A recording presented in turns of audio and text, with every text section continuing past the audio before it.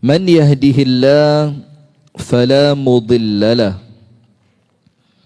ومن يضلل فلن تجد له وليا مرشدا أشهد أن لا إله إلا الله وحده لا شريك له وأشهد أن محمدا عبده ورسوله صلى الله عليه وعلى آله وأصحابه ومن والاه أعوذ بالله من الشيطان الرجيم يا أيها الذين آمنوا اتقوا الله حق تقاته ولا تموتن إلا وأنتم مسلمون اللهم إنا نسألك علما نافعا ورزقا طيبا وعملا متقبلا اللهم علمنا ما ينفعنا وانفعنا بما علمتنا وزدنا علما وهدى وتوفيقا آمين يا رب العالمين Amin. Calon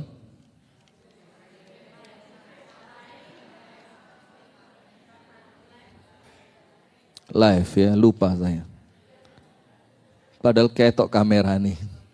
Sudah, wes, enggak usah ngomong pilpres ya. Tetap seperti yang kita sampaikan sebelumnya, urusan pemilu monggo pilihannya masing-masing. Lah, terserah panjenengan mau pilih siapapun monggo ya. Tapi yang paling penting ukhuwah harus tetap dijaga, tidak jadi masalah. Karena insya Allah siapapun yang kita pilih itu manusia, kudu malaikat ya. Ya mesti ono apike ono eleke.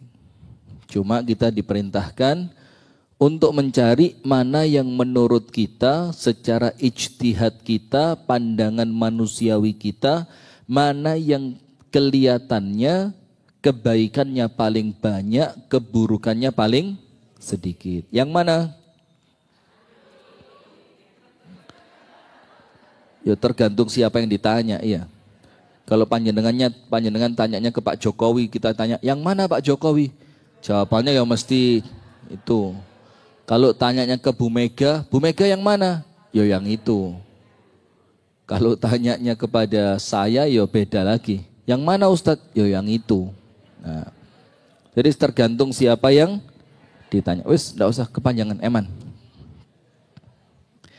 Ibu-ibu sekalian, puji dan syukur alhamdulillah kita haturkan kepada Allah atas nikmat yang Allah karuniakan kepada kita.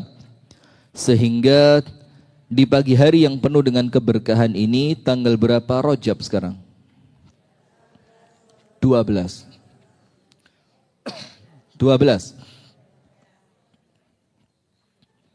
Kita kembali dipertemukan oleh Allah dalam majelis yang mulia ini dalam rangka menjalankan suatu ibadah yang paling mulia, yaitu talabul ilmi, menuntut ilmu. Kita berdoa kepada Allah Ta'ala, kita memohon kepada Allah Ta'ala dan kita meminta kepadanya. Semoga apa yang kita amalkan di pagi hari ini, apa yang kita niatkan di pagi hari ini, mendatangkan ridho dari Allah Ta'ala untuk kita bersama. Amin. Dan kemudian amalan ini diterima dan dicatat oleh Allah sebagai ibadah. Amin ya rabbal alamin. Salawat beriring salam semoga tercurahkan dan terlimpahkan kepada uswah dan suri tauladan kita, Nabi besar, Nabi agung, An-Nabi Muhammad sallallahu alaihi wasallam. Beserta seluruh keluarganya, beserta seluruh istrinya, beserta seluruh sahabatnya, dan seluruh di antara umat dan pengikutnya yang senantiasa menjalankan sunnah, tuntunan dan ajarannya ila yaumil qiyamah. Ibu-ibu sekalian yang dirahmati dan diberkahi oleh Allah Subhanahu wa taala, kita lanjutkan membaca kitab Bulughul Maram pada bab Al-Jami'. Yang kita sekarang telah sampai pada hadis yang ke-40. Di mana pada hadis yang ke-40 ini kita akan berbicara dua. Nomor satu, tabiat manusia. Nomor dua, sifat Allah Ta'ala. Nomor satu apa? Tabiat manusia. Tabiat itu apa sih?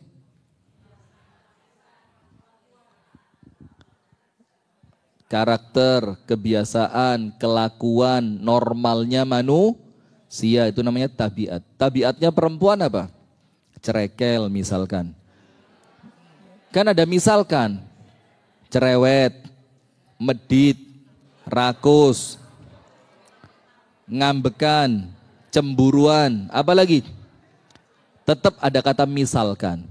Misalkan, ya itu tabiat. Jadi karakter yang menempel pada diri seorang manusia. Itu namanya tabiat. Kita yang pertama akan berbicara tentang tabiat manusia dan yang kedua tentang sifat Allah. Tabiat manusia dalam hadis yang ke-40 ini apa? Kullu bani Adama khata. Berarti tabiatnya manusia apa? Melakukan kesalahan. Berarti kalau ada orang melakukan kesalahan, ibu-ibu, gak usah kaget. Kenapa? Karena memang itu adalah sifat dasar manusia yang Allah ciptakan melekat padanya. Betul apa enggak? Kalau ada ibu-ibu salah, kaget apa enggak? Enggak usah kaget, wajar. Kalau ada suami salah, kaget apa enggak? Enggak usah, wajar. Kalau ada seorang anak bersalah, kalau ada orang tua bersalah, kalau ada tetangga salah, kalau ada teman bisnis salah, enggak usah kaget. Karena apa? Itu adalah tabiat dasar dari manusia. Salah satu yang Allah sebutkan tentang tabiat ini apa? Allah Ta'ala sebutkan di dalam Al-Quran, wa khuliqal insanu dha'ifa. Dan manusia itu tercipta dalam keadaan yang lemah. Anda tulis dalam surah An-Nisa pada ayat yang ke-28.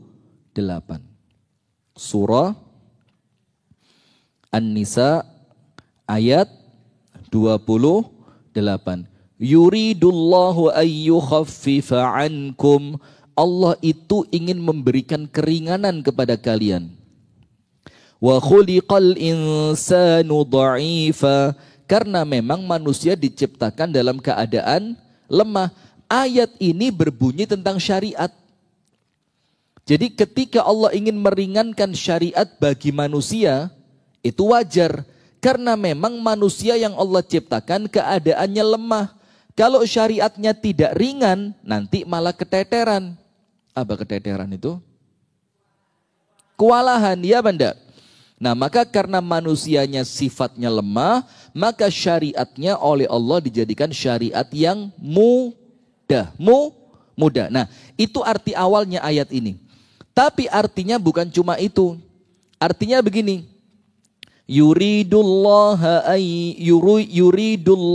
ayyukhaffifa ankum. Allah ingin meringankan kalian. Meringankan dengan apa? Dengan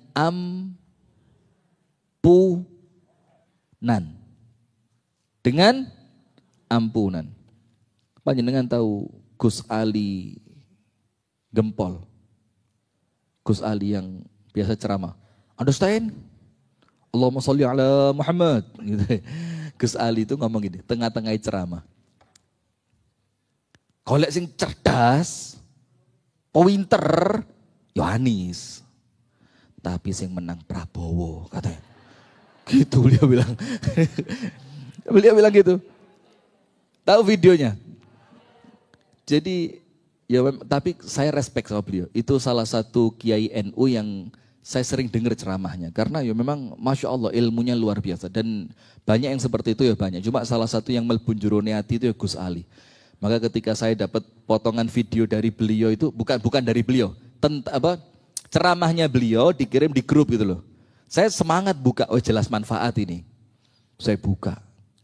Kalau yang cerdas, pinter, Yohanes, cocok saya. Wah itu satu pilihan. Ternyata terakhirnya, tapi sih menang. Prabowo, aduh tak patah ini, tak busuk langsung. Wah, gak cocok sih. Ngeluh Ardi Farid. Antum ngedit nanti ini ya. Sudah. Maka makna yuridullahu ayyukhaffifa ankum. An-Nisa berapa tadi? 28. Allah ingin memberikan keringanan kepada kalian, bisa dimasukkan di dalam ayat ini keringanan yang Allah berikan berupa apa? Ampunan. Kenapa keringanannya berupa ampunan? Wa khuliqal insanu dha'ifa. Karena memang manusianya tercipta dalam keadaan lemah. Lemah di sini apa? Gampang berbuat dosa. Gampang berbuat, maka kan adil ya.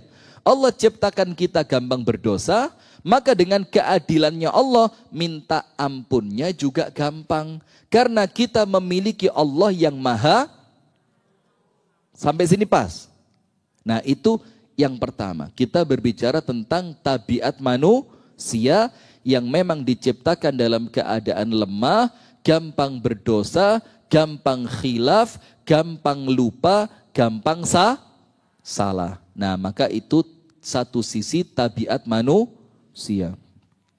Tidak bisa maju lagi. Ya, sudah. Yang ada tempat ke atas saja ya. Yang kedua, kita berbicara tentang sifatnya siapa? Allah. Apa sifatnya Allah? Maha pengampun. Nah, itulah salah satu hikmahnya ibu-ibu yang dicintai oleh Allah. Dicintai enggak?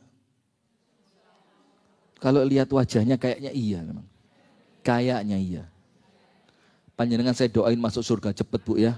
Amin, amin. Insyaallah. Kenapa?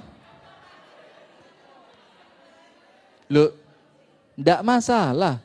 Meninggal sekarang lo gak masalah. Pokok jaminan surga. Iya apa enggak? Yang bikin panjenengan enggak siap apa? Ketoin rokok gitu loh. Jadi kita ini mikir, aduh ojo Ustadz, saya doain masuk surga cepet. Berarti mati. Nah, kepikiran lagi kebayang mati itu neraka terus itu loh garai. Mali wedi mati ya. Coba Anda bayangkan mati itu surga. Enggak takut Anda, ya kan? Nah, sama saya ya rada wedi podo. Sudah, maka waktu saya dicek sama Dr. Saifur Rahman itu, Profesor Saifur Rahman, itu kan dimasukkan kateter ke nadi tangan ini, masuk getar sampai ke jantung ini. Itu sebelum alatnya dimasukin, itu kan harus dibius dulu, terus disobek kan nadinya buat masukin selang itu darah saya langsung naik 220. Per berapa saya lupa. Nah karena darahnya terlalu tinggi tidak boleh. Nanti khawatir terjadi apa-apa gitu kan. Maka sama beliau diguyoni. Profesor Saifur bilang gini. Istrinya ngaji juga sama saya di Dewan Daru sana. Profesor Saifur. Ini apa darahnya kok munda ini? Ustadz kok wedi mati jari. Loh. Sembrono. Selamat dokter. Bukan dokter tak ceramai Anda. Dia bilang, loh Ustadz kok wedi mati. Ini bukan masalah wedi apa gak wedi dokter. Ini masalahnya surga apa? Neraka. Lah kini Anda kan ngelihat saya Ustadz. Lah saya ngelihat diri saya. Aduh. Nah itu yang bikin takut. Akhirnya digudo, santai, bercanda sebentar. Dikasih obat penurun darah. Ketika darahnya mulai stabil, suwek. Masuk. Sudah, kenapa sampai sana ya? Sudah ibu-ibu. Nah maka kita akan berbicara tentang sifatnya Allah. Apa sifatnya Allah? Maha pengampun. Nah sekarang lihat apa hikmah Allah punya nama Ghafar, Ghafur. Apa hikmahnya? Kalau Allah punya nama-nama itu, saya mau tanya, Allah pengampun, Allah suka mengampuni, berarti mungkin gak sifat itu gak kanggu? Mungkin gak? Gak mungkin. Supaya dalam tanda kutip ya, cek ini supaya kita beradab dengan Allah ya. Supaya nama itu berfungsi, maka Allah merasa perlu untuk menciptakan seorang hamba yang sifatnya berdosa. Kalau hamba sifatnya tidak berdosa, maka nama Allah Ghaffar, Ghafur, itu tidak ada fungsinya. Betul apa enggak? Maka supaya nama itu kesannya betul-betul berfungsi dan kita merasa butuh dengan Allah yang Ghaffar, kita merasa butuh dengan Allah yang Ghafur, maka apa? Allah ciptakan kita dalam keadaan berdosa. Nah, maka dalam hadis yang lain dijelaskan, justru kalau panjenengan tidak berdosa, panjenengan sama Allah diapain? Dibinasakan, dibuang. Maka hadisnya mengatakan, laula tudznibun, kalau kalian tidak berdosa, disebutkan dalam hadis yang sahih, laula tudznibun, kalau kalian tidak berdosa, apa yang terjadi? La dhahaballahu bikum. Kalian sama Allah akan dihilangkan. Terus diganti apa? Wala jaa biqaumin yudznibun. Allah akan datangkan kaum pengganti kalian yang sifatnya mereka apa?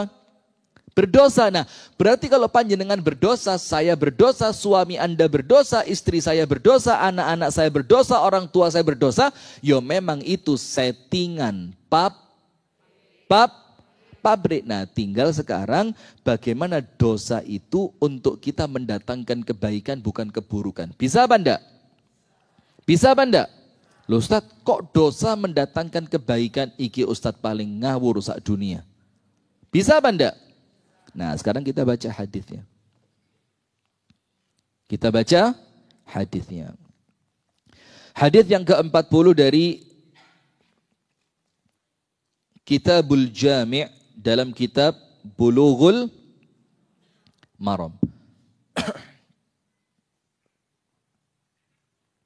Saya paling seneng ini, ada satu komentar di YouTube saya, gak pernah mandek, mesti komentari, mudah-mudahan Ustadz beristri 4 seperti cita-cita saya. Terima kasih doanya, alhamdulillah. Dan doa itu senantiasa kembali kepada yang mendoakan. Jadi kalau Anda mendoakan saya beristri 4, kalau Anda perempuan, suami Anda juga mudah-mudahan beristri 4. Loh, begitu Bu. Jadi doa itu mesti balik kepada siapa? Yang mendoakan. Loh kenapa kok pakai gini barang? Apa kok kayak gini? Anda yang doain ya? Anda yang komen jangan-jangan. Coba Ardi cek HP-nya itu. Lah kok gini? Apa hubungannya? Ibu-ibu kadang-kadang menggemaskan. Sudah. Kita baca apa? Hadis yang ke-40 dari Kitabul Jami' supaya kita ngerti ternyata apa? Ada dosa-dosa yang mendatangkan kebaikan. Sebaliknya Bu, hati-hati betul untuk panjenengan yang sudah ngaji. Ada ibadah yang mendatangkan keburukan. Iya apa enggak? Setelah ibadah sombong. Setelah ibadah ujub, setelah ibadah riya, setelah ibadah meremehkan orang lain. Berarti ibadahnya justru mendatangkan apa? Keburukan. Ada apa enggak? Nah itulah yang kita wedi. Nah maka terkadang justru ada ahli maksiat yang setelah dia tobat justru dicintai sama Allah. Tapi ada ahli ibadah yang setelah dia sombong malah dimurkai oleh Allah. Na'udzubillah min dzalik. Wa an Anas bin Malik radhiyallahu anhu qala, dari sahabat Anas bin Malik, semoga Allah taala meridhoinya, dia mengatakan qala,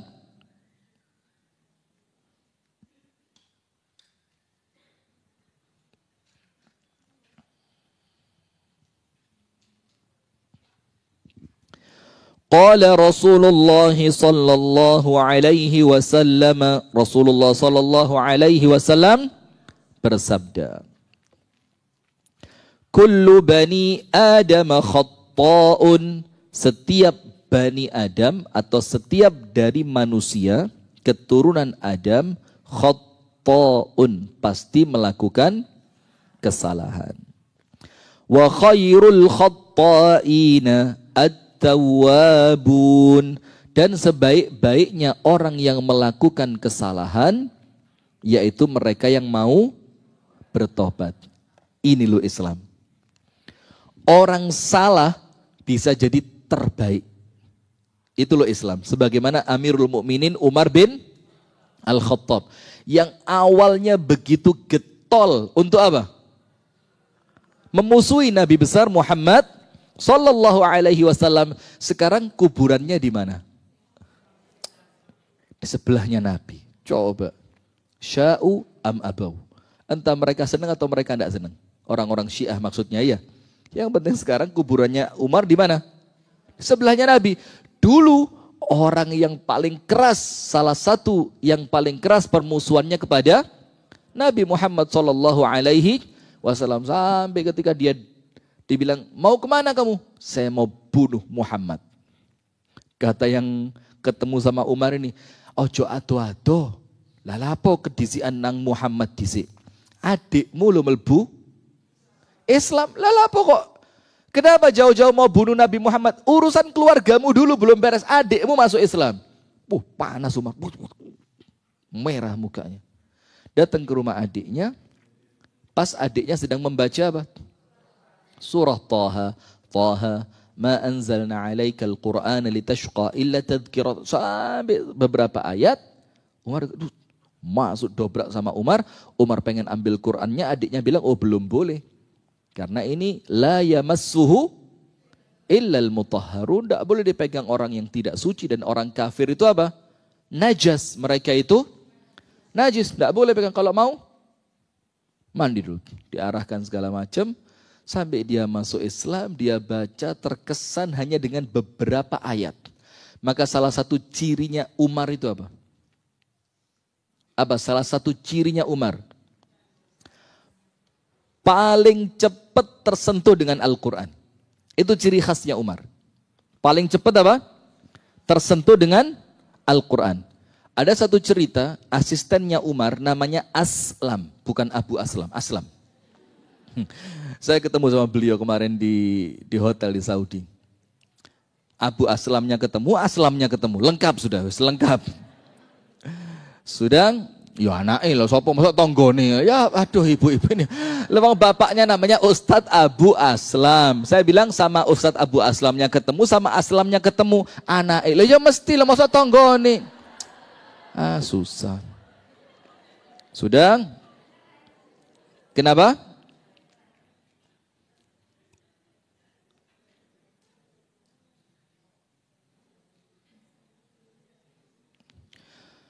Saya mau ini namanya Aslam. Asistennya Umar. Salah satu karena ada beberapa yang dampingi Umar. Termasuk siapa? Abu Ubaidah. Abu Ubaidah ini yang masuk di cerita dampingi Amirul Mukminina Umar ketika ketemu ibu-ibu masak batu. Oh iya. Ya, itu namanya Abu Ubaidah. Nah, kalau Aslam ini yang biasa bagian nganter Umar ke pasar, ke rumah, di acara-acara itu. Sudah? Maka suatu hari Aslam ini ketemu sama Bilal. Terus tanya, "Ya Aslam, sif lana Umaran idza ghadib." Aslam, kata Bilal, "Saya penasaran.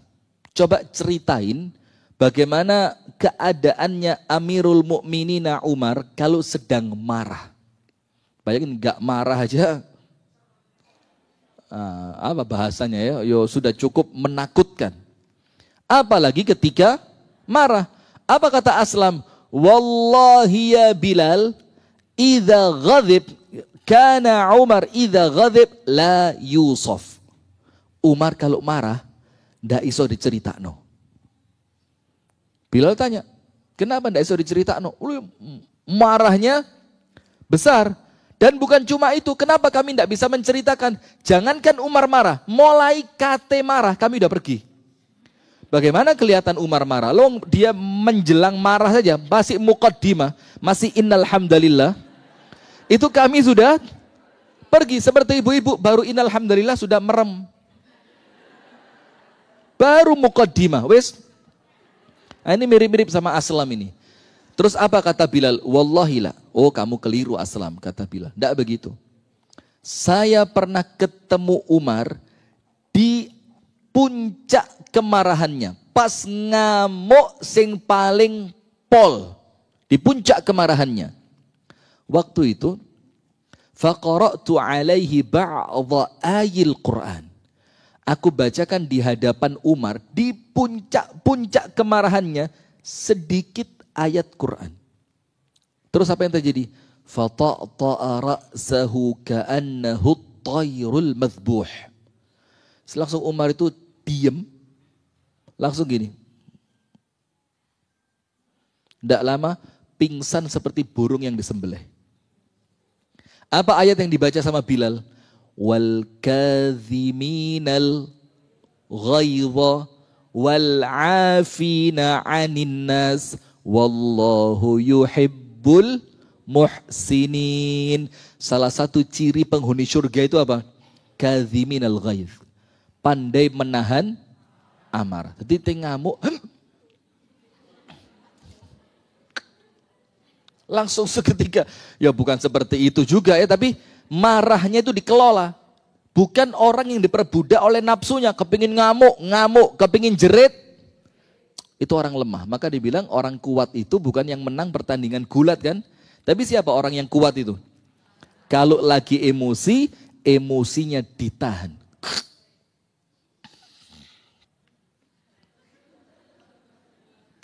Maka dibilang kalau lagi marah, kamu berdiri, duduk saja. Supaya posisinya lebih tenang. Kalau duduk, berdiri, bolak-balik Bu, la ilaha illallah. Kalau ini semakin rendah, jangan semakin naik. Kalau berdiri, duduk. Kalau duduk, berbaring. Dalam riwayat yang lain dikatakan, marah itu dari setan, setan tercipta dari api, maka kalau kamu sedang marah, wudhu. Maksudnya apa? Padamkan kemarahan dari setan yang terbuat dari api dengan air wudhu. Dalam riwayat yang lain dikatakan, idza ghadhiba ahadukum falyaskut. Kalau salah seorang di antara kalian marah, ojo ngomong, diam. Karena banyak sekali orang ngomong ketika marah akhirnya menyesal. Iya benda. Dalam ucapan para ulama dibilang apa? Kalau kamu marah mendingan tinggalan. Mendingan apa? Tinggalan. Maka Rasulullah ketika marah dengan sebagian istrinya, itu sama Rasulullah ditinggal. Sama Rasulullah apa? Ditinggal. Dan itu yang saya lakukan.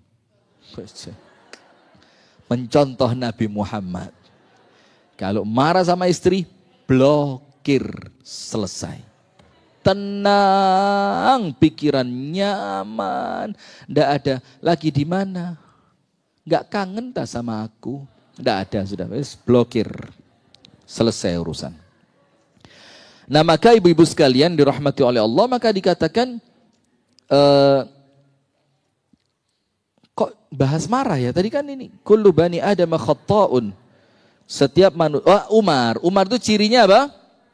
Sangat gampang terpengaruh dengan ayat Al-Quran. Maka ketika di puncak-puncak marahnya dengar Quran, langsung apa? Tunduk. Sami'na wa ata'na. Itu Sayyiduna Umar ibnul Khattab radhiyallahu ta'ala anhu. Nah itulah Islam Bu. Dari orang yang bersalah, orang yang berdosa, orang yang melakukan kesalahan, tidak tertutup kesempatan kesalahan itu menjadikan dia orang terbaik. Nah, sekarang tak cerita nih. Mau?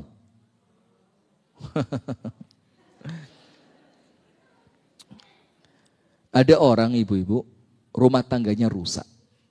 Karena kesalahan masa lalu.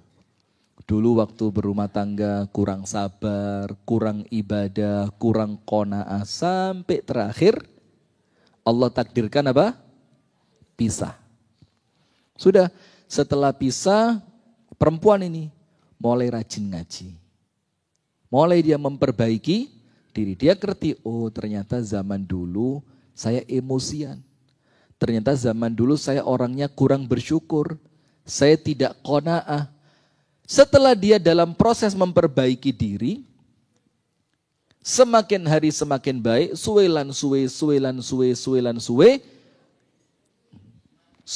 waktu nentek mati. Astagfirullah, saya ini mau ngaji serius, digudo terus.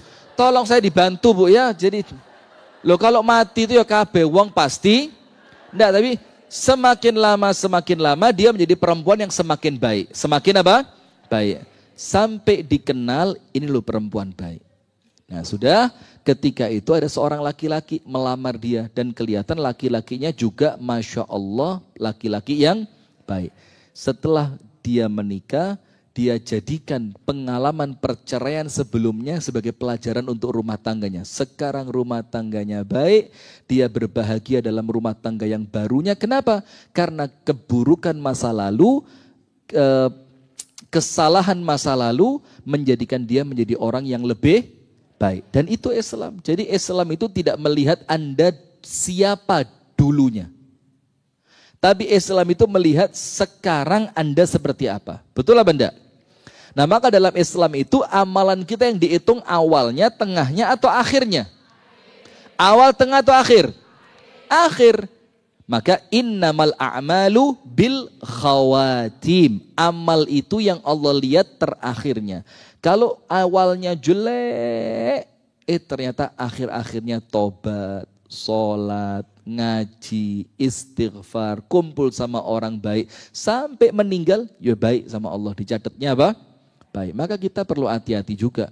Yang nampaknya sekarang baik, kudu ikhtiar kerja keras bagaimana kebaikannya istiqomah. Supaya apa? Kebaikan ini nanti yang mengantarkan kita sampai kematian yang husnul khatimah. Allahumma, yang keras, Allahumma.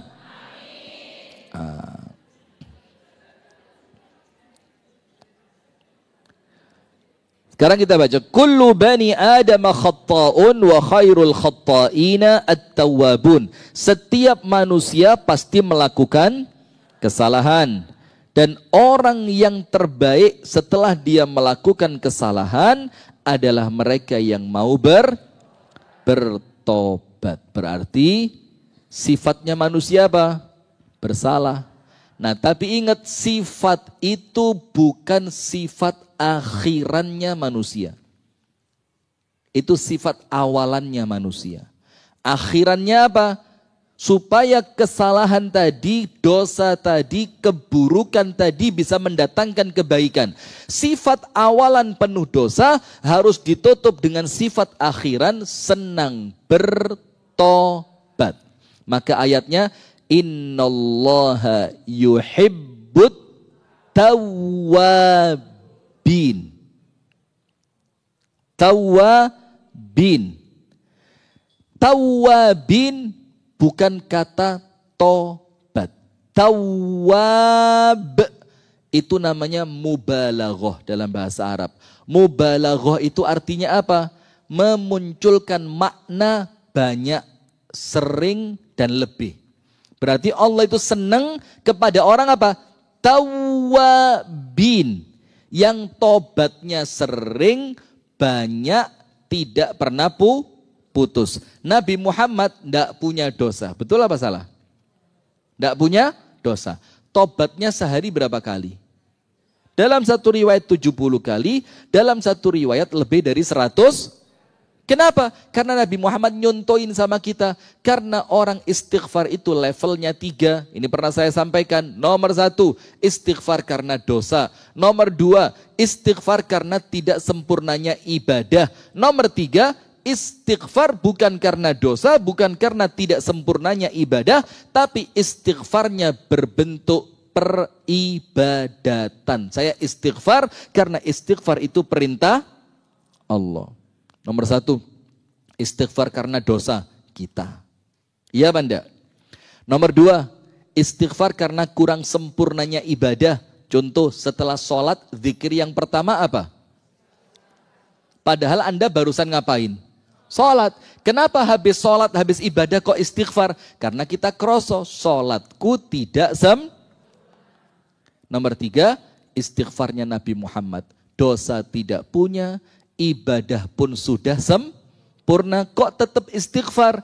Istighfarnya dalam rangka menjalankan perintah Allah dalam rangka ibadah. Nah, yang ketiga ini panjenengan insya Allah. Dosa gak duwe, ibadah sempurna. Amin yang ngoco dulu bu. Ya gitu ya. Sudah, maka sifat awalannya bang berdosa. Tidak boleh berhenti. Kenapa? Ditutup dengan sifat akhiran. Sifat akhirannya apa? Supaya dosa tadi tidak mendatangkan keburukan, harus ditutup dengan sifat akhiran apa? Gemar bertobat. Waman lam yatub faulaika humudz zalimun. Anda buka surat Al-Hujurat pada ayat yang ke-11. Surat apa? Al-Hujurat pada ayat yang ke-11, yang paling akhir. Jadi Al-Hujurat 11 itu panjang. Ya ayyuhalladzina amanu la yaskhar qaumun min qaumin asa ayyakunu khairan minhum wala nisa'un min nisa'in asa ayyakunna khairan minhun wala talmizu anfusakum wala tanabazu bil alqabi salismul fusuqu ba'dal iman wa man lam yatub fa ulaika humudz zalimun. Yang tidak mau tobat, dia termasuk orang yang zalim. Pertanyaan, kenapa orang yang tidak mau tobat dibilang zalim? Karena dia tahu dosa yang dia lakukan bakal mencelakai dunia dan akhiratnya. Bagaimana dosa itu bisa mendatangkan keselamatan? Harus ditutupi dengan tobat. Berarti kalau setelah berdosa tidak mau tobat, dia zalim terhadap dirinya sendiri. Maka Allah firmankan dalam suratul Hujurat ayat keberapa? 11. Wa man lam yatub fa ulaika humudz zalimun. Maka ingat, sifat awalannya dosa harus diimbangi dengan sifat akhiran apa? Senang tobat. Innallaha yuhibbut tawwabin wa yuhibbul mutatahhirin. Jadi tobatnya bukan sekali. Ada sebagian cerita ditanya, Mas tobat yuk. Loh tobat? Sudah kok 5 tahun yang lalu.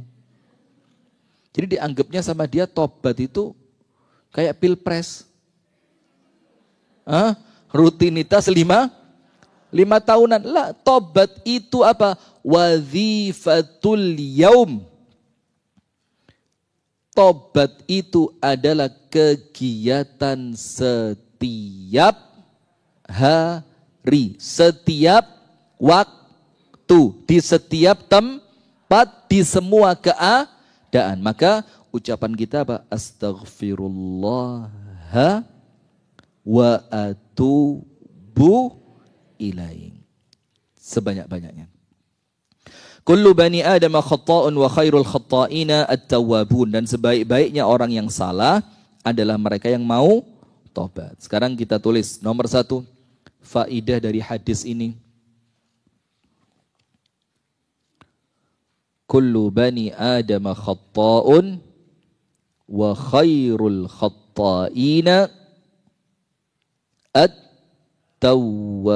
Setiap manusia pasti berdosa, bersalah, dan sebaik-baiknya mereka yang bersalah, bayangin sudah salah masih bisa baik. Syaratnya apa? Mereka yang mau tobat. Bukan cuma dosanya diampuni, sama Allah dicintai. Bayangin, sama Allah apa?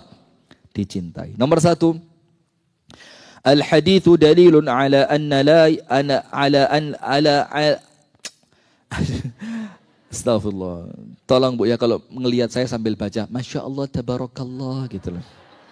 Cegak kena ain. Al-hadithu dalilun ala annahu la yakhluwa minal khati'ati insanun.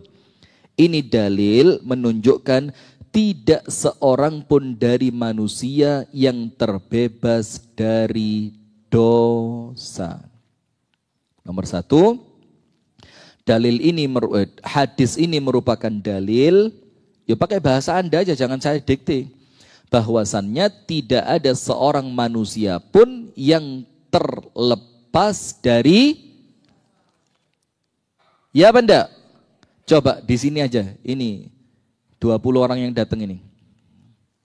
Majelis taklim di Malang itu paling gak seneng lah diwara jamaah didik. Saya enggak tahu penyakit apa Malang ini. Jadi majelis taklim itu jamaahnya akeh dianggap sukses. Enggak ada. Sukses itu yang penting Anda sudah bisa bikin majelis taklim yang isinya ilmu, merubah jamaah dari yang sebelumnya kurang baik semakin baik, itu sukses. Mau akeh mau didik gak jadi masalah. Sekarang pokok Mbak jamaahnya mek pitulas. Pitulas iku Mbak sepeda motor kabeh. Kayak nek mobil blas. Iku terus yang teko iku Mbak, ya Allah Mbak, jilbabe Mbak, kucel-kucel elek-elek. Gak keren-keren kayak majelis taklim sampai. Majelis taklim sampai iku Mbak, Masya Allah Mbak, sampai cadar iku mereknya di jobo gini. Terus mau masjid itu Mbak, Masya Allah Mbak, seger-seger kotak amal gak tahu kosong Mbak. Kertas tok isini kebek. Tidak ada sudah, maka itu penyakit Bu ya, jangan diikuti. Tidak ada urusan banyak sedikit, rame, sepi, kotak amal akeh, titik, parkiran sepeda motor, mobil, itu bukan ukuran. Ukurannya bagaimana majelis taklim itu mengantarkan jamaahnya semakin takwa kepada Allah Subhanahu. Maka tidak usah akeh-akehan jamaah, itu penyakit nanti ya. Maka nomor satu, coba angkat tangan dari 20 jamaah yang datang ini. Berapa ini? 20 ini. Angkat tangan sing gak duwe dosa blas. Saya nyontoh itu loh, saya bukan angkat tangan loh. Ayo, angkat tangan sing gak duwe dosa blas. Angkat tangan. Kalau enggak saya suruh angkat kaki loh ini. Sudah ya, enggak ada. Itu artinya kita sadar. Nah sekarang kalau sadar tidak ada seorang pun dari kita yang tidak berdosa, berarti kalau ngelihat orang lain berdosa, ojo nggumun.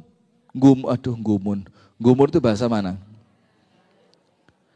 Jangan heran, maka Gus Mus itu bilang apa? Dadi menungso ojo ngumunan, ndelok wong sugih nggumun, ndelok wong sukses nggumun, ndelok wong maksiat nggumun, ndelok wong ganteng ayu Aduh, itulah dunia kata Gus Mus. Gak usah kagetan, gak usah gampang panik. Ya namanya dunia, ada kaya, ada miskin, ada sukses, ada gagal. Itu biasa di dunia. Maka kalau ngelihat orang lain berdosa, ya ojo, najis, neraka,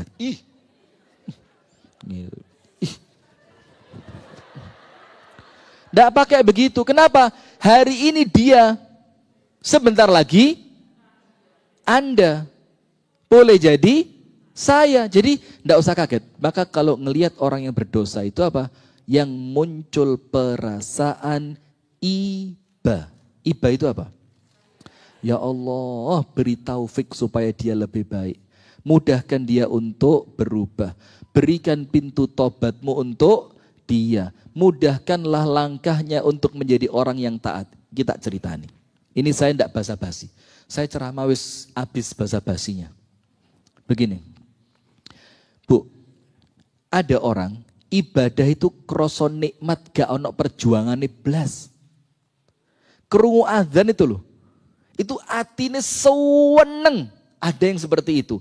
Sehingga ketika dia dengar azan, kemudian ke tempat wudhu, wudhu itu hatinya bahagia. Sholat seneng. Maka untuk orang yang seperti ini Bu, itu sholat untuk dia tidak ada tantangan. Karena memang sholat untuk dia itu apa? Membahagiakan. Dan orang melakukan sesuatu yang dia suka, itu spesial atau biasa? Misalkan orang suka sepedaan, disuruh sepedaan. Loh, jangankan disuruh, tidak disuruh saja. Lah sama seperti orang yang sholat dalam keadaan senang tadi. Tapi panjenengan juga perlu tahu Bu, ada orang yang tertatih-tatih. Apa tertatih-tatih itu? jatuh bangun. Dalam keadaan dia kepingin baik, ketika dengar azan gak kepingin sholat. Tapi dia paksa dirinya. Nah, maka untuk panjenengan yang sholat itu sudah kesenangan, jangan menganggap remeh orang yang sholatnya itu, aduh, kok azan mana yo? Terus ketika dia ke masjid males, denger komat ngadeke iku sik mepet tembok, sik ngencengno geger, seret. Jadi berdirinya itu enggak berdiri itu mepet tembok, seret kayak film kartun itu loh. Disurung tembok. Lalu Anda bacakan ayat di depan dia. Ciri orang munafik itu, wa idza qamu ila sholati qamu kusala. Ciri orang munafik itu kalau sholat males, kayak kamu neraka. Jangan begitu, kenapa? Ketika Anda sholat itu otomatis, sholat itu terasa nikmat, bisa sholat tepat waktu itu bisa menikmati. Jangan meremehkan mereka yang seperti itu. Maka saya ada satu ucapan Cak Nun. Semoga Allah sembuhkan ya, beliau sedang sakit. Ainun Najib itu ya. Itu ngomong begini. Ketika beliau ditanya, Ustadz, ayo apa Cak? Aku iki sholat mau wales ya Cak. Sholat itu mau wales, makso ngono Cak. Jadi sholat itu apa? Makso. Lek gak sholat iki wedi. Tapi sholat iki gak kerasa nikmate blas ya. Mau makso loh Cak. Beliau bilang apa? Oh itu luwe apik. Luwe? Saya pertama dengar, wah ngawur Cak Nun ini. Ini dai dolalah ini.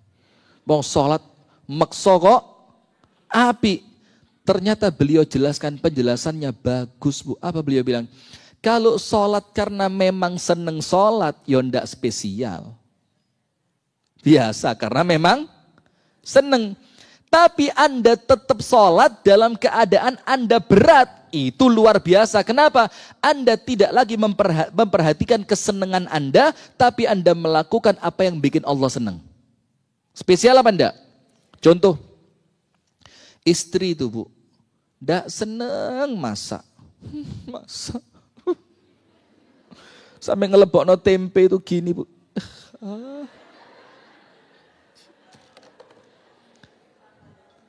Padahal gerung dirup nom, kompornya durung murup.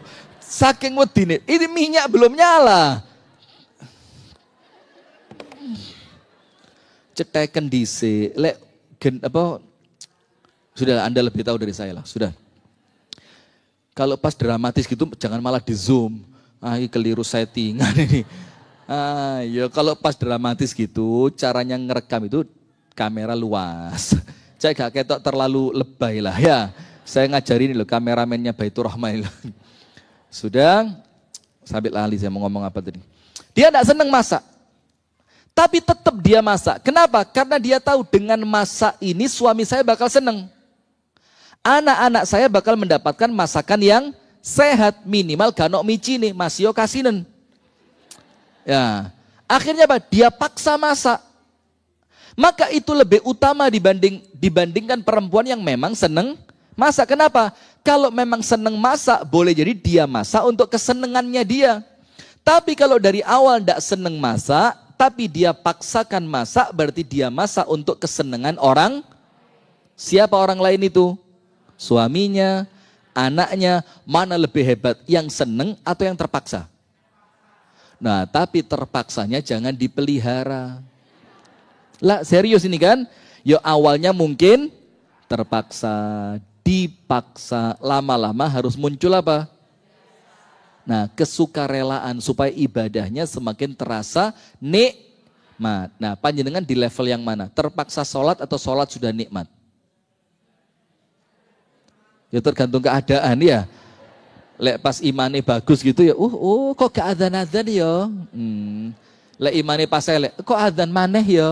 Ah gitu.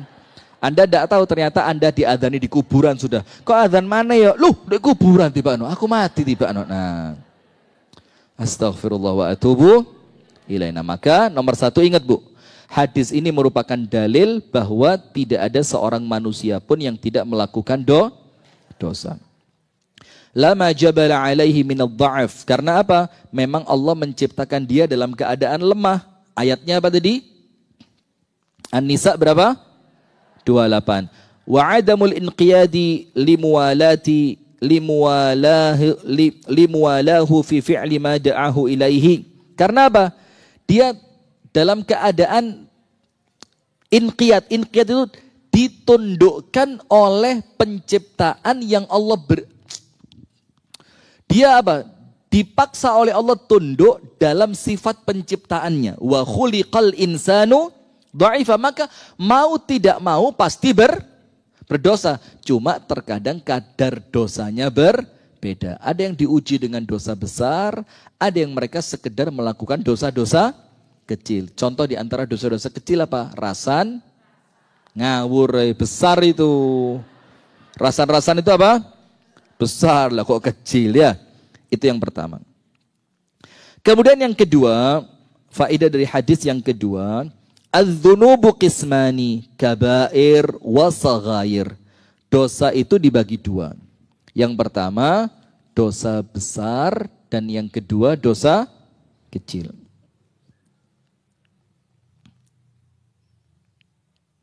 Yang dimaksudkan di dalam hadis ini adalah apa? Kullu bani Adam khatta'un, artinya bukan pasti melakukan dosa besar, tapi dosa kecil. Karena kalau dosa besar, ya wajib dihindari. Dosa kecil pun wajib, tapi tidak akan ada seorang pun yang mampu menghindarinya. Faham enggak? Gini, dosa terbagi berapa? Nomor 1 dosa, nomor 2 dosa kecil. Kalau dosa besar, wajib enggak dihindari? Wajib gak dihindari? Wajib. Dan banyak manusia yang sukses meninggalkannya. Banyak manusia yang sukses. Kalau dosa kecil, wajib gak dihindari? Wajib. Tapi tidak akan ada seorang pun yang bisa menghindarinya. Sampai sini paham? Jadi yang dimaksudkan dalam hadis ini, setiap manusia pasti berdosa, itu dosa besar atau dosa kecil. Besar apa kecil? Kecil. Karena kalau dosa besar, Bu, ada sebagian di antara manusia yang memang mereka oleh Allah Subhanahu wa ta'ala diberikan kemampuan untuk apa? Untuk meninggalkannya. Panjenengan buka surah An-Najm ayat 32. Surah bang? An-Najm ayat 32. Ini bukti bahwa kalau dosa besar banyak manusia yang mampu menghindari bahkan sampai mati tidak melakukannya. Tapi kalau dosa kecil pasti apa? Semua manusia pernah melakukannya. Maka yang dimaksudkan dalam hadis ini dosa kecil apa besar? Kecil. Di mana tidak ada manusia satu pun yang bisa menghindarinya. Dosa kecil itu apa, Bu? Dosa yang tidak diancam azab, tidak ada kata-kata laknat, tidak ada hukuman hadnya di dunia. Had itu apa? Potong tangan, rajam, cambuk, itu namanya apa? Had. Dan tidak diancam dengan azab.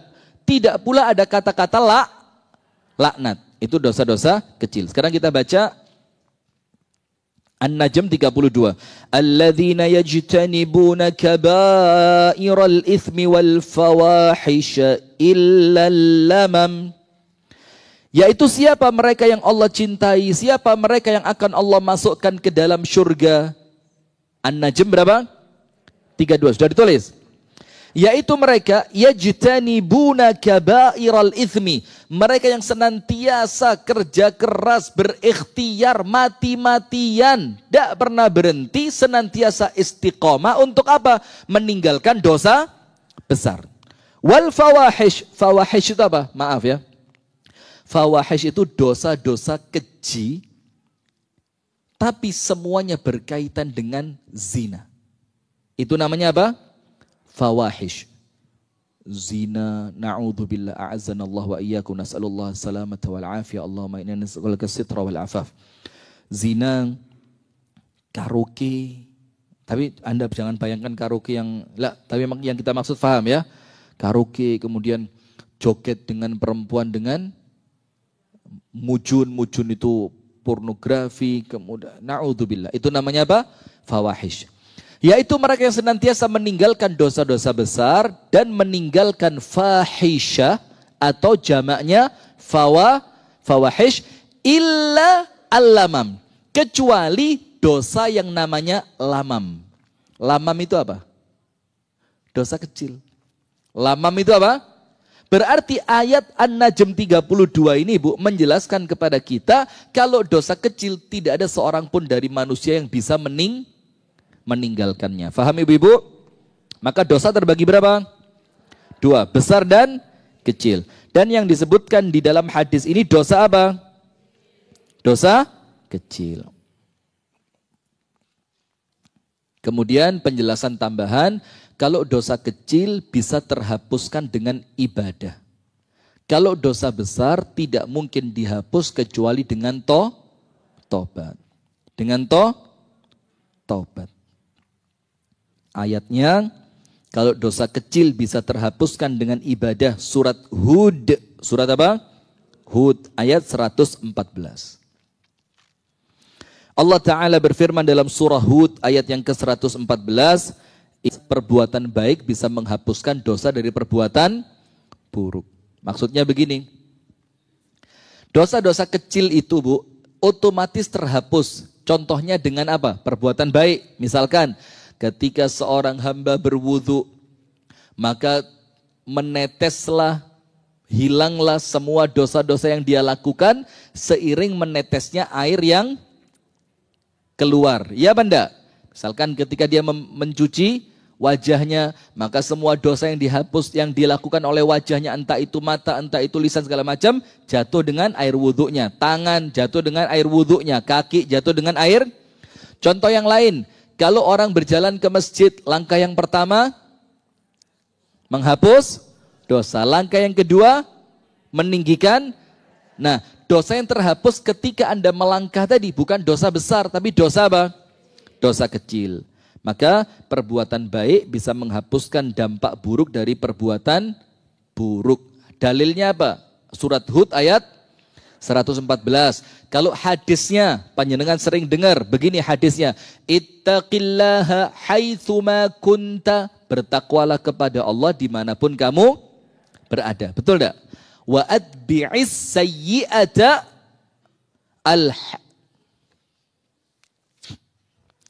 wa atbi'is sayyi'atal hasanata tamhuha. Dan iringi perbuatan jelek dengan perbuatan baik. Sebagai apa? Penghapusnya.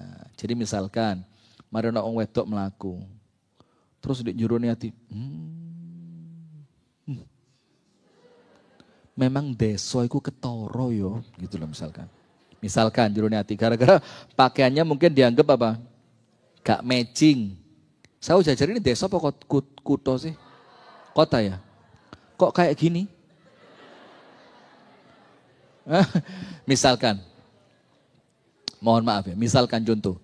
Kan biasa kan ada perempuan lewat, mata ini kan kadang-kadang gak iso direm ya. Wong mata ini kadang-kadang gak kepingin ngeliat tapi wong liwat ngarepe meripat, otomatis apa? Dan terkadang yang kita lihat itu kan gak semuanya baik, ada sesuatu yang apa? Nampaknya kurang pantas, kurang pas, kurang segala macam lah. Akhirnya ketika mulai muncul jurune hati, jene desa iku ngetarani kok. Ngono iku jamaah Ustaz Rifki. Memang levelnya di situ. Nah, gitu ya. Mulai muncul perasaan apa? Ujub. Dengan menganggap orang lain lebih rendah. Nah, setelah seperti itu Bu, terbersit dalam hati Bu, langsung cepet-cepet apa? Istighfar. Astagfirullah, tidak boleh, dosa. Saya tidak boleh merasa lebih baik dibanding orang lain. Nah, maka perasaan yang muncul tadi itu terhapuskan dengan istighfar Anda. Atau begini, gua sampah tekok mobil. Ini perbuatan yang na'udzubillah. Mohon maaf ya, saya paling jedek ya. Gedek, paling gedek kalau ngelihat orang mobilnya bagus tapi gua sampah nang jobone jendela. Wah itu soge tapi bodoh. Soge tapi bodoh. Lo beli mobil mewah bisa, masa beli tempat sampah kecil di mobil tidak bisa? Atau minimal DKN motormu dilu, engko lek modun Guaan, bisa apa enggak? Loh, biasa juga panjenengan begitu kok. Itu kalau ngelihat, aduh, maka pinter dulu baru kaya. Pinter dulu baru kaya. Nah, ini Bu, ketika Anda merasa, loh, kadung ke gua, itu kan enggak boleh saya buang sampah sembarangan. Maka kafarohnya apa? Boleh jadi nanti ada orang Anda kasih duit. Ya entah 5.000, 10. Atau apa? Boleh jadi kafarohnya juga apa? Nanti kalau ada sampah di pinggir jalan, Anda ambil. Ada gangguan di pinggir jalan, Anda mudah-mudahan itu menjadi apa? Penebusnya. Itu dosa kecil. Kalau dosa besar, tidak terhapus dengan amal soleh. Karena dosa besar wajib dengan tobat. Sip. Yang ketiga.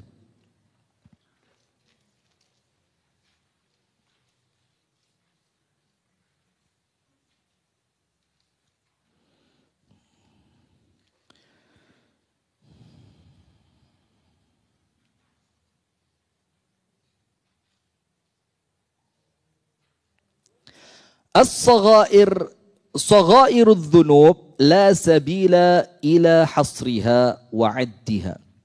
Dosa kecil itu Bu tidak terhitung. Dosa kecil tidak terhitung. Wa ammal kabair, sementara dosa besar para ulama menghitungnya walaupun jumlahnya berbeda.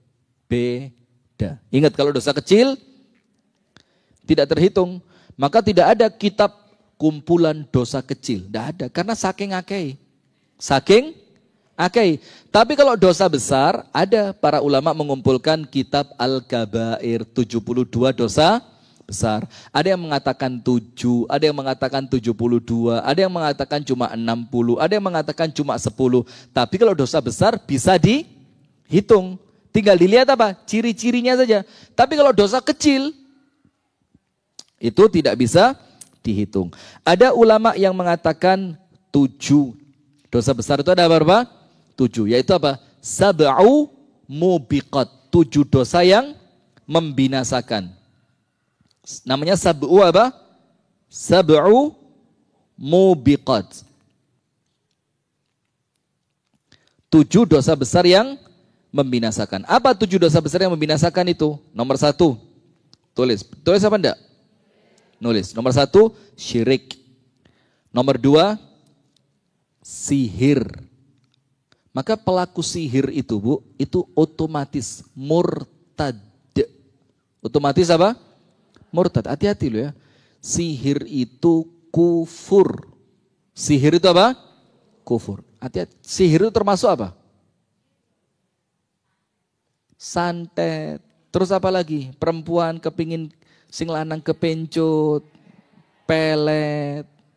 Kemudian apa lagi? Nutupi tokone wong. Ada loh ini Bu. Dan itu kejadian. Bukan, oh lo gak percaya kok. Ada.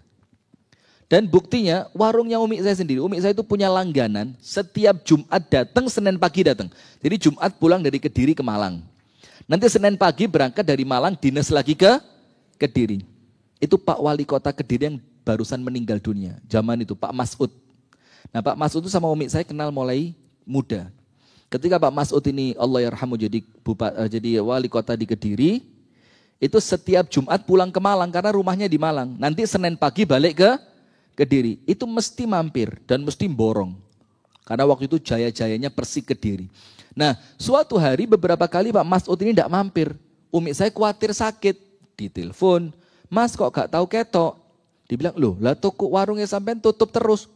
Padahal tidak tutup blas. Coba. Dan itu satu cerita. Cerita liane Bu. Sewake. Ada warung lagi toko. Bukan warung kali. Toko kelontong. Kelontong. Apa toko kelontong itu? Peracangan. Jualan beras, gula, kopi, roti, segala macam. Ya. Biasanya rame. Tidak pernah sepi. Tiba-tiba blas. Tidak ada orang masuk. Kan dia curiga loh. Yo, lek mudun kan bertahap ya. Ini kok tiba-tiba dibilang apa? Di depan tokonya dia ada orang tawinggi besar yang mau datang itu digusak. Ternyata apa? Ditutupi jin. Siapa yang ngirim? Nah, itu termasuk apa? Sihir. Hati-hati, maka yang sudah terlanjur tentang tobat. Alah, ndak yakin saya satu dua ada lah ini tahu zaman biyen. Iya. Entah nutupi toko atau malah buka tokonya dewe. Jadi tokonya dikasih yang gini loh, boneka yang tahu. Boneka yang warnanya kuning, ada merah-merahnya kecil ya. Terus boneka itu Anda kira boneka apa itu? Lucu-lucuan? Enggak. Itu boneka yang diyakini oleh mereka. Kalau mereka enggak apa-apa, itu memang keyakinan mereka. Kalau kita boleh apa enggak? Yang mereka yakini itu narik apa? Pernah lihat? Pernah lihat? Punya? Pernah dipasang? Allah. Nah, nomor 1 syirik, nomor 2 sihir, nomor 3 membunuh. Syirik, sihir, membunuh. Nomor 4 riba. Bukan riba, riba. Nomor 5 memakan harta anak yatim. Nomor 6 lari dari medan pertempuran. Nomor 7 menuduh perempuan baik-baik berbuat zina. Nah, ini hadis Nabi dan hadisnya apa? Sahih dari hadis Abu Hurairah diriwayatkan oleh Al-Imam Al-Bukhari. Ada yang mengatakan dosa besar itu cuma 7 ini tadi. Kenapa? Karena Rasulullah mengatakan ihdharu as-sab'al mubiqat, hindari 7 dosa yang membinasakan. Nah, sehingga sebagian ulama mengatakan oh berarti dosa besar ya cuma berapa tadi? Cuma 7 itu tok. Nah, sementara yang lain mengatakan sab'ata asyara. Yang lain mengatakan 17. Yang lain lagi mengatakan sab'un, 70. Yang lain mengatakan situmi'ah. Situmi'ah berapa?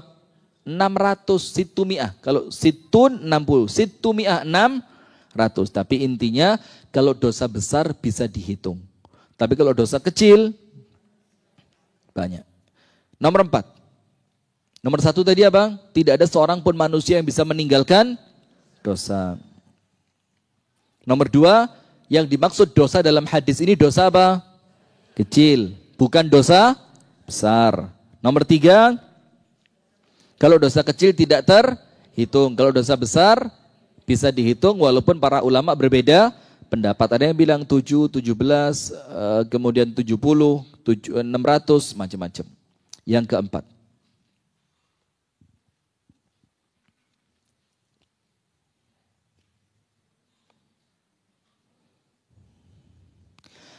Imam Ghazali, ini tapi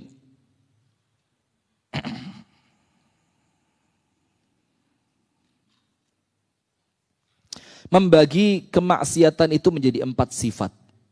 Tapi ini penting apa enggak buat panjenengan?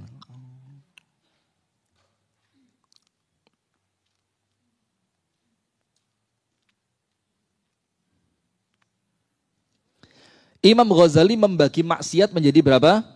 4 secara sifat. Jadi oleh Imam Ghazali, dosa itu itu secara sifat dari dosa tadi, itu dibagi menjadi berapa? Kalau secara besar atau kecilnya terbagi berapa? 2. Sekarang secara sifat munculnya dosa itu karena apa gitu loh. Dibagi berapa? 4. Nomor 1. Sifatun isti'la'iyah. Sifatun isti'la, isti'la itu a'la. A'la itu tinggi. Jadi sifat karena egoisme. Jadi munculnya dosa karena apa? Ego. Maka dosanya seperti apa? Contohnya sombong, ujub, senang pujian, minta dimulyadi. Iya dimuliakan, salah sak huruf Minta dimuliakan. Kemudian apa lagi?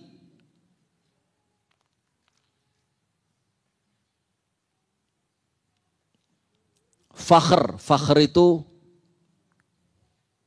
bangga diri ya, mirip dengan ujub. Tapi kalau ujub itu rodok urusani ati, kalau fakhr itu zahir. Kelambi ini kudu bedo dewe mbek liyane. Seperti saya sekarang kan bedo dewe ini ya. Kalau saya sama dengan panjenengan malah ruwet ini ya, dilaknat sama Allah Ta'ala. Sudah, itu nomor 1, sifat dosa karena apa? Ego. Maka dosanya seperti apa? Yo dosa yang berkaitan dengan egoisme, sombong, ujub, pengen dimuliakan, seneng dipuji, menghina orang lain, merendahkan, itu dosa yang sifatnya muncul karena apa? Ego. Maka obatnya apa? Cuma 1 kata Imam Ghazali, menganggap astagfirullahaladzim. Obatnya berapa? 1, apa itu? Mengejawantahkan bahwa kita ini abdun. Abdun itu apa? Hamba. Jadi kalau hamba gak usah gaya tok. Hamba itu bahasa mantepnya budak. Budak itu terpuji apa tercela? Apa hina? Hina nampaknya kan? Jadi kita ini budaknya siapa? Allah. Dosa yang kedua, sifat yang kedua. Sifat bahimiyah. Bahimiyah apa? Binatang. Sifat apa? Binatang. Dosa yang muncul dari sifat kebinatangan manusia. Ada enggak? Ada. Sampai disebutkan dalam Al-Quran, ada manusia itu yang bukan seperti binatang. Tapi apa? Lebih rendah dari binatang. Balhum adhal. Contohnya apa? Dosa dari sifat kebinatangan ini. Rata-rata yang berkaitan dengan syahwat perut dan syahwat bawahnya perut. Apa bahasanya? Perut dan seksualitas. Termasuk apa? Zina, homo. Ya LGBT lah kalau sekarang ya. Terus apa? Rakus dengan makanan. Dan sekarang masuk di YouTube loh Bu. Makan yang orang Imam Ahmad itu mengatakan Bu, al-auratu auratani. Imam Ahmad itu ngomong yang perlu kita tutupi itu 2. Nomor 1, makan. Nomor 2, tidur. Itu kata Imam Ahmad, itu yang perlu ditutup untuk menjaga muru'ah. Muru'ah itu apa? Kewibawaan. Maka tolong ibu-ibu kalau ada ustadz lagi makan, ajak difoto. Ya kalau pas makannya makan cantik. Difoto si api. Kalau pas muangap atau pas ngecapi. Terus panjenengan foto. Orang lain lihat. Kok koyo ipas ngene ya Allah. Jangan. Yang kedua apa? Tidur. Jangan moto orang lagi tidur. Apalagi tidurnya di mobil.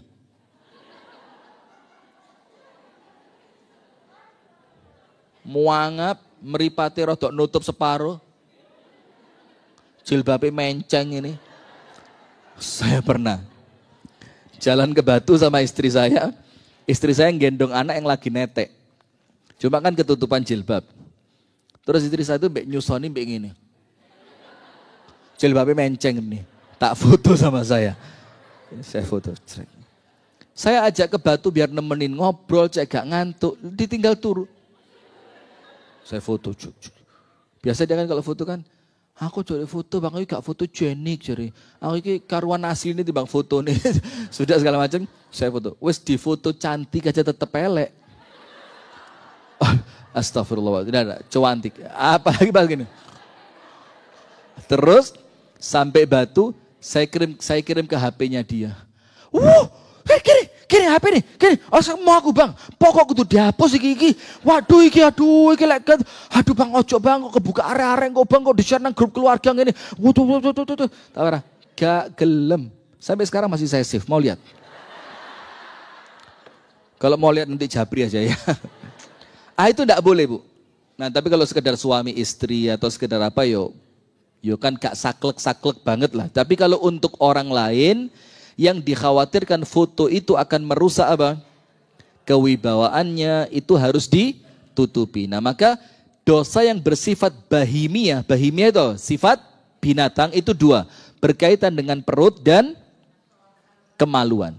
Perut dan makan. Sekarang banyak di YouTube kan orang yang makannya itu. Wah. Sampai ada artis yang digemari ibu-ibu juga kalau live TikTok mesti lagi makan. Mbak, sausnya dong. Sambelnya kurang nih. Lo ngambilin sampai wabang, keringetan. Siapa? Ayo ibu-ibu sering lihat itu kok. Alah. Tahu siapa? Wes, enggak usah ditiru ya. Itu bisa jadi dosa. Karena apa? Rakus itu boleh apa enggak? Enggak boleh. Orang Islam itu makannya apa? Rasulullah mengatakan cukup untuk Bani Adam beberapa suap nasi saja, yang penting tulang punggungnya bisa berdiri. Maka Rasulullah dalam hadis yang kemarin kita baca apa? Tidak ada tempat yang paling buruk untuk diisi kecuali lali. Tidak ada tempat yang paling buruk untuk diisi kecuali perut. Maka hati-hati, jangan rakus. Itu dosa yang bersifat binatang. Kemudian yang ketiga, dosa yang bersifat syaitaniyah, yang mencerminkan sifatnya siapa? Setan. Biasa dosa yang berkaitan dengan jiwa. Syaitaniyah.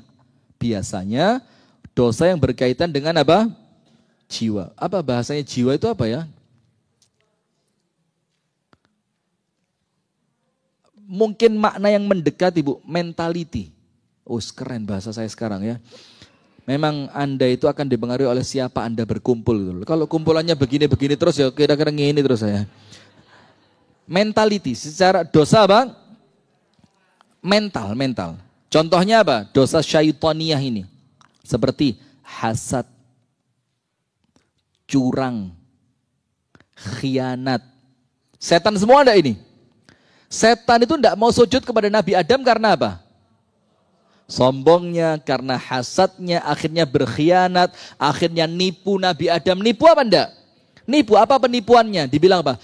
Adam, Allah tidak melarang kamu mendekati pohon ini, kecuali karena Allah khawatir kalau apa? Kalau kamu jadi malaikat atau kamu kekal. Akhirnya itu kan pengkhianatan, penipuan, itu syaitaniyah. Maka kalau dagang senengane nipu, timbangannya dikurangi, itu dosa yang sifatnya apa? Bukan bahimiyah, tapi apa? Syaitaniyah, seperti hasad, menipu, makar, kemunafikan, senengane sing rusak. Setan itu kesukaannya apa? Merusak. Omai tonggo api, tanamannya rapi, bersih. Kita pulang pengajian kita cabut. Dirusak. Pot kembangi rapi, disepak. Ya biasa begitu kalau pulang ngaji itu loh.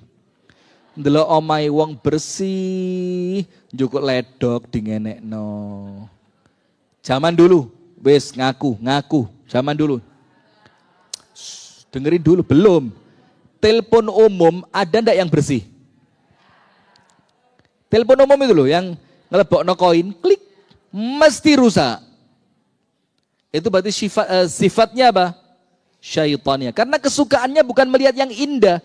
Kalau indah itu sifatnya Allah. Kalau orang seneng lihat ini bersih, ini rapi, ini bagus, tertib, notone genah, itu sifatnya Allah Ta'ala yang diwarisi oleh manusia. Kalau senengane ndelok sing rusak-rusak, elek-elek, ono montore wong apik dibaret gawe paku. Bunganya orang sedang ngembang, dipeluntir, pereges. Rumah tangganya orang sedang harmonis-harmonisnya, dirusak. Siapa? Gitu itu ngono ku wong ya teko. Yang keempat, sifat sabu'iyah. Sifat apa? Sabu'iyah. Apa sabu' itu apa? Binatang buas. Kalau tadi binatang biasa seperti sapi, kambing, kelinci. Kalau yang ini binatang buas. Apa contohnya dosanya sabu'iyah ini? Marah, menyerang, membunuh, memukul, merampas. Iya apa enggak? Marah, menyerang, membunuh, memukul, merampas. Itu sifat dosa yang muncul dari apa? Sabu'. Sabu' itu apa? Binatang buas.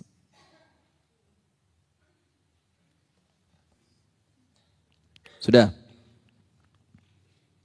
Sekarang poin yang kelima. Kita lanjutkan cepat ya. Yang kelima. Nomor 1 tadi apa? Tidak ada manusia yang terlepas dari dosa. Nomor 2, dosa terbagi 2, besar dan. Nomor 3. Nomor 4. Pembagian sifat dosa menurut imam. Ada yang apa? Merasa tinggi, egoisme, binatang, setan, dan binatang buas. Sekarang yang kelima. Tobat itu apa? Kan hadisnya mengatakan setiap Bani Adam pasti bersalah. Dan sebaik-baiknya orang yang bersalah adalah orang yang mau tobat. Sekarang dijelaskan poin kelima tentang tobat. Tobat secara bahasa ar-ruju'. Kembali. Tobat secara bahasa apa? Ruju'. Ruju' itu apa? Kembali. Kalau orang nikah dibilang rujuk berarti apa? Kembali. Setelahnya cerai, tolak. Tolak itu apa? Pisah atau memutus. Maka kalau dibilang rujuk, yang tadi terpisah sekarang kembali, yang terputus kembali diikat. Disambung. Jazakumullah khair. 11:30 sudah. At-taubatu, tobat arti awalnya apa? Kembali. Kenapa tobat dibilang kembali? Coba yang bisa jawab. Kenapa tobat itu dibilang kembali? Sekarang begini, setiap bayi yang lahir dilahirkan dalam keadaan suci. Iya apa enggak? Awalnya apa? Bersih. Ketika Allah tanya di dalam rahim ibu kita, alastu birabbikum, bukankah kalian mengaku aku adalah Tuhan kalian? Apa jawaban kita? Qalu bala syahidna, kami mengaku dan kami bersaksi ya Allah. Awalnya semuanya baik, betul apa enggak?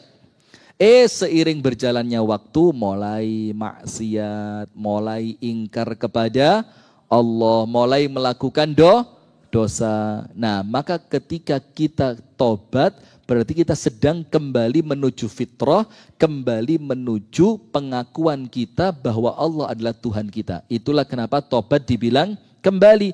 Berarti orang yang berdosa, dia orang yang sedang apa? Kesasar. Maka kalau kesasar, cepat-cepat balik. Kalau tidak cepat tobat, tak kasih contoh begini. Wes ini penutup, nanti lainnya kita lanjutkan pertemuan berikutnya. Tak kasih contoh. Saya mau ke masjid Baitur Rahmah, Jalan Danau Singkara, Kota Metropolitan Sawojajar Raya. Iya. Tapi saya nyasarnya cuma di Rampal. Nyasarnya di mana? Lapangan Rampal. Kalau saya tanya, Mas, Danau Singkara mana? Kira-kira orang yang di Rampal ngerti apa enggak?